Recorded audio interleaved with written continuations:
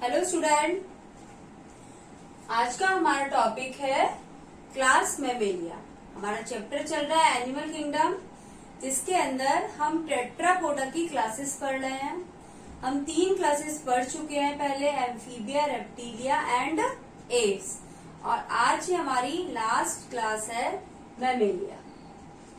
तो जो मैमेलिया नाम है एनिमल्स को इसलिए दिया गया है क्योंकि इनके अंदर मैमेरी ग्लैंड प्रेजेंट होती है।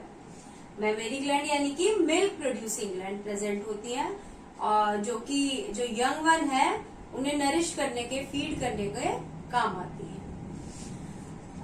तो ये इनका एक कैरेक्टरिस्टिक फीचर है मैमल्स का कि इनके अंदर मैमेरी ग्लैंड प्रेजेंट होती है।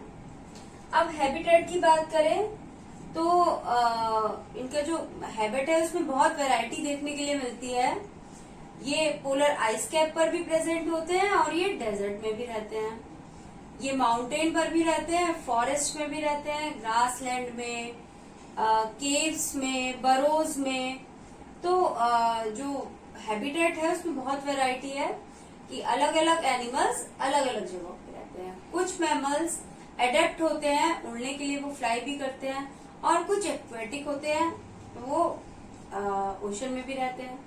तो उनके अंदर एडेप्टेशन होते हैं फ्लाई करने के लिए और ओशन में रहने के लिए, जिनके बारे में हम आगे पढ़ेंगे। अब हम बात करते हैं एक्सोस्केलेटन। तो इनकी जो स्किन होती है उसके ऊपर हेयर प्रेजेंट होते हैं। तो ये कैरेक्टरिस्टिक फीचर है मैमल्स का, केवल मैमल्स में ही स्किन के ऊपर हेयर प्रेजेंट होते हैं।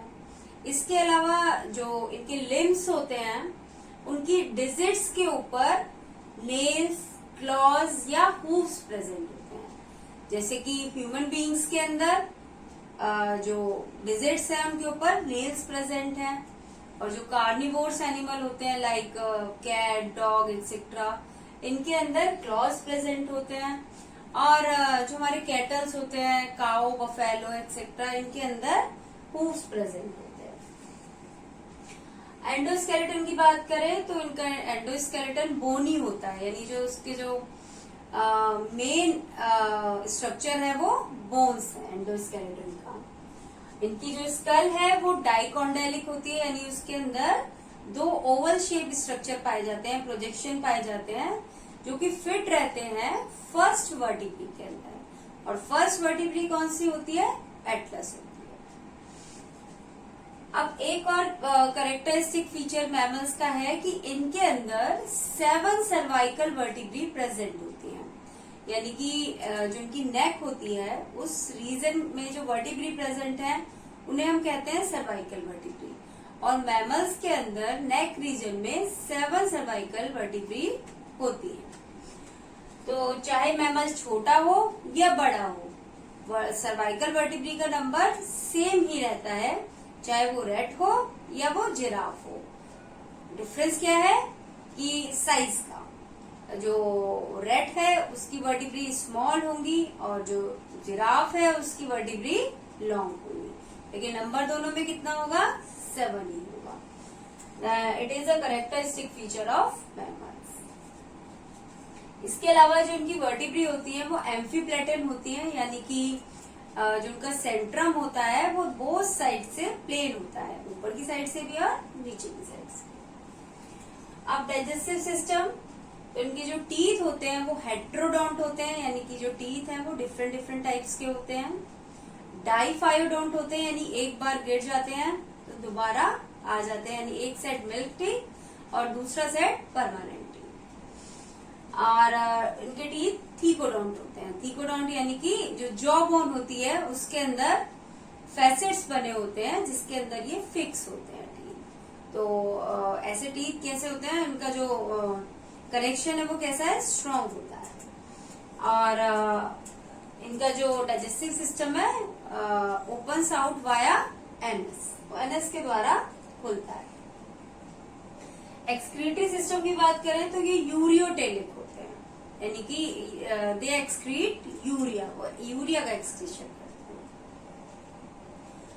नर्वस सिस्टम, इनके अंदर क्रेनियल नर्व्स 12 पेयर्स होती हैं, और इनके अंदर एक स्पेशल स्ट्रक्चर पाया जाता है optic quadrigemina.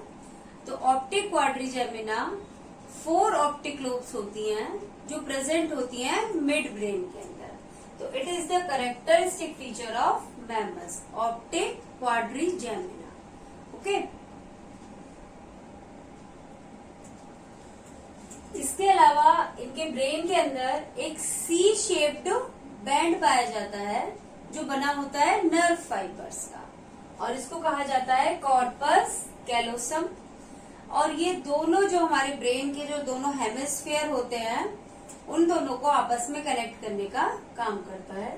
It is also a characteristic feature of mammal. ये भी मैमल्स का कैरेक्टरिस्टिक फीचर है कि इनके अंदर सी शेप्ड बैंड पाया जाता है कॉर्पस कैलोसम, जो ब्रेन के जो दोनों हेमिस्फीयर होते हैं, हाफ पार्ट जो होते हैं, तो उन्हें आपस में कनेक्ट करने का काम करता है, सेरिब्रल हेमिस्फीयर्स।